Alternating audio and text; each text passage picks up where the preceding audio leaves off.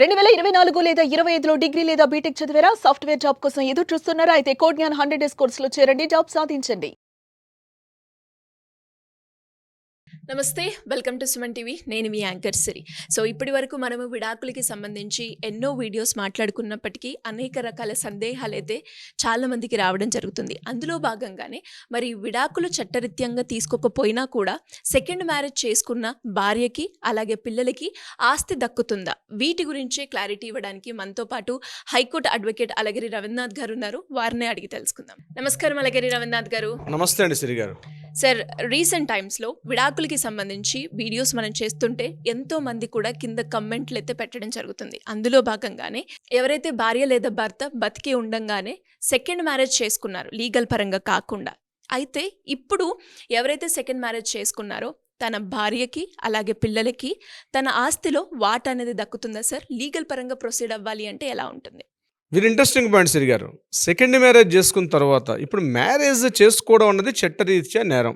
తను అఫీషియల్గా డివోర్స్ తీసుకోకుండా, చట్ట ప్రకారంగా ఎటువంటి డివోర్స్ లేకుండా, కేవలం కుల పెద్దలో ఇంటి పెద్దలో లేకపోతే అందరూ కూర్చుని మాట్లాడుకున్నారు, ఓకే మీరిద్దరూ పెళ్లి చేసాం మేమిద్దరమే కాబట్టి మాకు హక్కు ఉందని చెప్పి పెద్దలందరూ కూర్చొని ఆ ఇద్దరు జంటల్ని విడిపించే హక్కు కుల పెద్దలకు కానీ ఇంటి పెద్దలకు కానీ ఎవరికీ లేదు. మీరు పెళ్లి చేసుకునేటప్పుడు మీరు కోర్టు అవసరం లేదు మీకు. కానీ రెండు జంటలు విడిపోవాలంటే చట్టరీత్యానే విడిపోవాలి తప్పించి మీరు అంతర్గతంగా ఒక పేపర్ రాసేసుకొని విడిపోయామంటే కుదరని పని.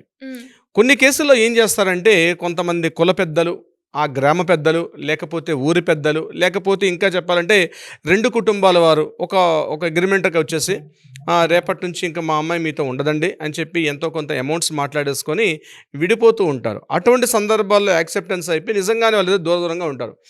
అటువంటి సందర్భాల్లో అలా జరిగిపోయాయి కదా, పేపర్ ప్రకారంగా మేమందరం కూడా విడిపోయాం కదా అని చెప్పి అతను ఏం చేస్తాడు, అతను కానీ ఆమె కానీ వేరే వ్యక్తితోటి మ్యారేజ్ చేసుకున్నారనుకోండి, మ్యారేజ్ చేసుకొని ఆ అమ్మాయితో కాపురం చేస్తునేటప్పుడు వాళ్ళకి పుట్టిన పిల్లలకి హక్కులు ఏవైతే ఉంటాయో ఆ పుట్టిన పిల్లలకి హక్కులు ఉంటాయి తప్పించి తండ్రి తరపున కానీ తల్లి తరపున కానీ వస్తున్న ప్రాపర్టీకి ఉంటుంది తప్పించి ఆ అమ్మాయికి ఎటువంటి న్యాయపరంగా హక్కులు ఉండవు.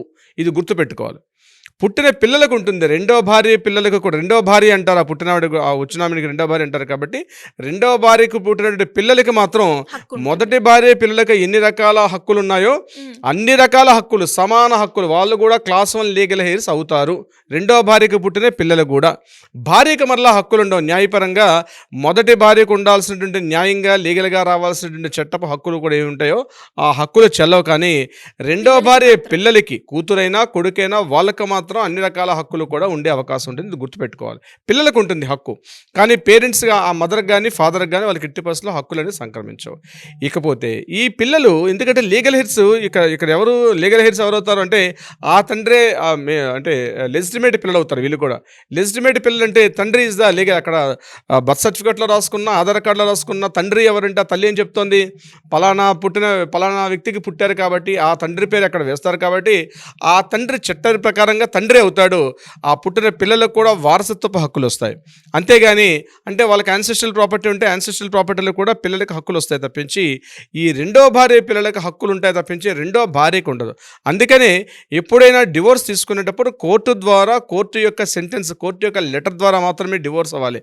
అది మ్యూచువల్ డివోర్సా, కంటెస్టెడ్ డివోర్సా, ఏ డివోర్స్ అయినప్పుడు కూడా తప్పనిసరిగా కోర్టుకి కంపల్సరీ అప్రోచ్ అవ్వాల్సిందే. మీరు డివోర్స్ అంటే మిగిలిన ఏ కేసులు అంటే అక్కడ 498 డివిసి ఇవట్లాంటి ఏ కేసులు లేకపోయినా ఒకవేళ విడిపోవాలంటే మాత్రం చట్ట ప్రకారంగా విడిపోవాలి. చట్ట ప్రకారంగా విడిపోయిన నెక్స్ట్ డే నుంచి ఆ విడిపోయినటువంటి భార్యకు అతని మీద ఎటువంటి హక్కులు కూడా ఉండవు. అంటే ప్రాపర్టీ పరంగా ఉండదు, న్యాయపరంగా ఉండదు, ఎటువంటి లెజిటిమేట్ అంటే ఎటువంటి లీగల్గా సంబంధించి అతని యొక్క ఆస్తికి సంబంధించి కానీ అతని యొక్క బంధువుల తరపున కానీ ఆ రోజు డివోర్స్ లెటర్ వచ్చిన క్షణం నుంచి ఆమెకు అతని మీద ఎటువంటి రైట్స్ కూడా ఉండవు. న్యాయపరంగా లీగల్గా ఎటువంటి కూడా ఉండవు. అందుకే కోర్టు ద్వారా మాత్రమే డివోర్స్ తీసుకోవాలి, రిజిస్ట్రేషన్ చేసుకోవాలి. మళ్ళీ రెండో భార్య చేసుకుంటే ఆ భార్యను కూడా మ్యారేజ్ రిజిస్ట్రేషన్ చేసుకోవాలి, రిజిస్ట్రేషన్ సర్టిఫికేట్ వస్తుంది. అటువంటి సందర్భంలో మొదటి భార్యకి డివోర్స్ ఇచ్చేసిన తర్వాత రెండో భార్య మళ్ళీ వస్తే ఈమెకి మళ్ళీ లీగల్ హెయిర్గా, క్లాస్ 1 లీగల్ హెయిర్స్గా ఈమెకి మళ్ళీ అన్ని హక్కులు వస్తాయి. మొదటి భార్య ఉంటుండగా, మొదటి భార్య లైవ్లో ఉంటుండగా రెండో భార్యని రెండో పిల్లని చేసుకుంటే మాత్రం ఎట్టి పరిస్థితుల్లో రెండో భార్యకి ఎటువంటి న్యాయపరంగా హక్కులు ఉండవు. పుట్టిన పిల్లలకు మాత్రమే ఉంటాయి న్యాయపరంగా హక్కులు. ఇక కొన్ని సందర్భాల్లో మొదటి భార్య చనిపోయింది, అప్పుడు అతని పెళ్లి చేసుకున్నాడు. అటువంటి సందర్భాల్లో కూడా ఉంటుంది. మొదటి భార్య చనిపోయింది కాబట్టి రెండో భార్యని పెళ్లి చేసుకున్నారు కాబట్టి రెండో భార్య కూడా లీగల్గా హక్కులు వస్తాయి. కానీ మొదటి భార్య బతికుండగానే ఇంకో పెళ్లి చేసుకోవడం చట్టరీత్యా నేరం. దాన్ని బైగమి అంటారు. ఆ బైగమి అంటే రెండో పెళ్లి చేసుకోవడానికి బైగమి నేరంగా ఉండే.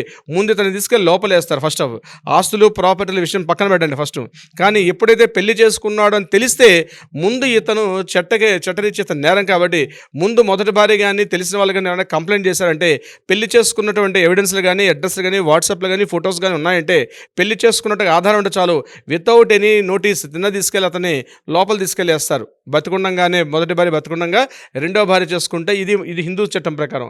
అదే ముస్లిమ్స్ యొక్క చట్టం ప్రకారం అయితే మొదటి భార్య యొక్క అనుమతితో రెండో భార్య పెళ్లి చేసుకోవచ్చు.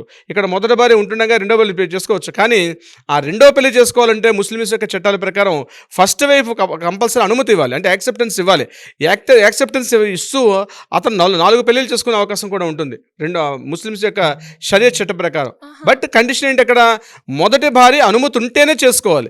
మళ్ళీ మొదటి భార్య అనుమతి లేకుండా నాకు ఇష్టం, నా చట్టం చెప్పింది నాకు 5 వరకు పెళ్లి చేసుకోమని చెప్పింది కాబట్టి నేను 5 చేసుకుంటా అని చెప్పి ముస్లిం వ్యక్తి అన్నా సరిపోదు.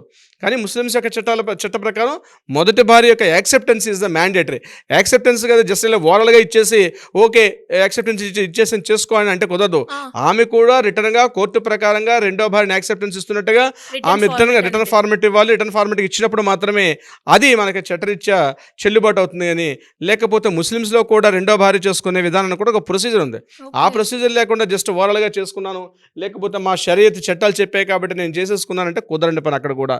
ఇక క్రిస్టియన్స్ చట్టాలు కూడా హిందూ మ్యారేజ్ యాక్ట్ ఎలా ఉంటుందో ఇంచుమించుగా క్రిస్టియన్స్ యొక్క చట్టాలు కూడా అలాగే వర్తిస్తాయి.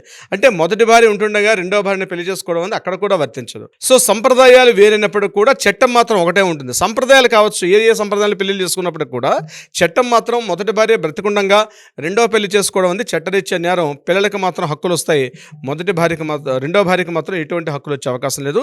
మొదటి భార్య చనిపోయిన తర్వాత రెండో భార్యను చేసుకోవచ్చు. సిరిగారు సార్, మరి ఎవరికైనా కూడా ఇంకా లీగల్ పరంగా దీని గురించి ఒక క్లారిటీ కావాలి అన్నా, లీగల్ పరంగా మేము ముందుకు వెళ్ళాలి అనుకునే వాళ్ళు ఎవరైనా కూడా మిమ్మల్ని అప్రోచ్ అవ్వాలి అంటే ఏ విధంగా పాసిబుల్ అవుతుంది సార్? ఎన్నో కేసులు ఫ్యామిలీకి సంబంధించి అనేక దశాబ్దాలుగా అనేక కేసుల్లో మనం ఫైల్స్ చేస్తున్నాం కాబట్టి అనుభవంతో చెప్తున్నాను. మీరు టెన్షన్ పడకుండా మీకు ఇటువంటి వివాదాలు ఉన్నారంటే Ravindranath advocate firm legal team ఇప్పుడు మీకు అందుబాటులో ఉంటుంది. మీరు కింద స్క్రోల్ అవుతున్న నెంబర్ని కాంటాక్ట్ చేయండి. 24/7 ఆన్లో ఉంటుంది. ఒకవేళ కాల్ లిఫ్ట్ చేయకపోతే కింద స్క్రోల్ అవుతున్న నెంబర్కి వాట్సాప్ చేయండి. మీరు రెండు తెలుగు రాష్ట్రాల్లో ఎక్కడ ఉన్నా పర్వాలేదు, దేశంలో ఎక్కడున్నా పర్వాలేదు, ప్రపంచంలో ఏ మూలన్నా పర్వాలేదు. మీరు ఇటువంటి ఇబ్బందిని కలుగుతూ ఉన్నట్లయితే మొదటి హస్బెండ్తో కానీ భార్యతో కానీ ఇటువంటి ఇబ్బందులు మీరు కలుగుతున్నాయంటే తక్షణమే మీరు కాల్ చేయండి లేదా వాట్సాప్ మెసేజ్ చేయండి. మన లీగల్ టీం ఎప్పుడు కూడా మీకు అడ్వైజ్ ఇవ్వడానికి అందుబాటులో ఉంటారు. But prior appointment is very most important. కలవాలనుకుంటే మాత్రం చాలామంది కలుస్తుంది. ఎందుకంటే డైలీ నాకు వచ్చే కలిసే సంఖ్య చాలా ఎక్కువ నెంబర్ ఉంటుంది. సో అందరికీ టైం ఇవ్వలేం కాబట్టి లిమిటెడ్ నెంబర్స్ టైం ఇస్తుంటాం. వచ్చి కలిస్తే ఇంకా బెటర్ అడ్వాంటేజ్ అయితే ఉంటుంది. సిరి గారు, anyways thank you sir, thank you so much. Thank you so much Siri గారు. సో చూసారు కదా, మరి ఈ వీడియోలో కనుక మీకు క్లారిటీ వచ్చింది అని అనుకుంటున్నాను చూసిన తర్వాత. మరి అలాగే ఇంకా క్లారిటీ కావాలి అన్నా, లేదంటే లీగల్ పరంగా ఇలాంటి సిచ్యువేషన్ మేము ఫేస్ చేస్తున్నాము, మేము ముందుకెళ్ళాలి అనుకునే వాళ్ళైనా, లేదు అంటే లీగల్ పరంగా ప్రాపర్టీ ఇష్యూ అయినా, ఫ్యామిలీ ఇష్యూ అయినా, ఎలాంటి డౌట్స్ కోసమైనా మీరు ఒక మంచి అడ్వకేట్ని కనుక సంప్రదించాలి అనుకుంటే సింపుల్గా కింద స్క్రోల్ అవుతున్న నెంబర్ని సంప్రదించండి. Thank you. సుమన్ టీవీలో మీ పర్సనల్ అండ్ బిజినెస్ ప్రమోషన్స్ కోసం కింది నెంబర్కి కాంటాక్ట్ చేయండి.